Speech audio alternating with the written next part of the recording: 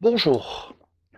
En ce samedi 8 janvier 2022, pourquoi reparler du livre que Jean-Pierre Crespin et moi-même, voilà, avons écrit. Nous l'avons écrit sur « Pour la souveraineté du peuple, nous sommes tous des constituants ».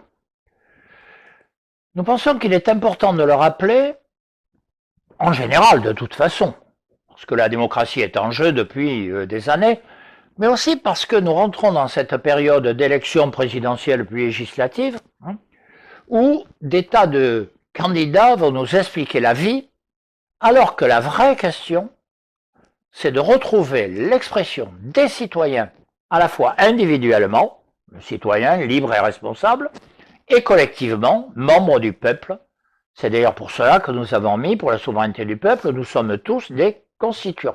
Donc on s'abstrait de ces élections présidentielles et législatives pour parler de la possibilité de retrouver ce que sont les attributs du citoyen et ce que sont les attributs du peuple, qui d'ailleurs, d'après nos institutions, est souverain. C'est très théorique, c'est vrai, mais c'est marqué. Alors, de ce point de vue, il est particulièrement essentiel, dans les rencontres que nous allons faire, dans les colloques auxquels nous allons participer, indépendamment de tout ce fatras électoral qui d'ailleurs abuse plus qu'il ne clarifie. Il est important de rappeler la question de la liberté et la question de la souveraineté. Liberté de conscience, liberté de parole, liberté de pensée et liberté politique. Et la liberté politique, c'est bien la reconstitution du citoyen et du peuple. Nous devons relier tout cela. Et nous devons le relier indépendamment de toute autre contingence. Nous devons le faire parce que la liberté est en jeu en ce moment. La liberté est en jeu en même temps que la démocratie. La liberté est en jeu en même temps que la laïcité.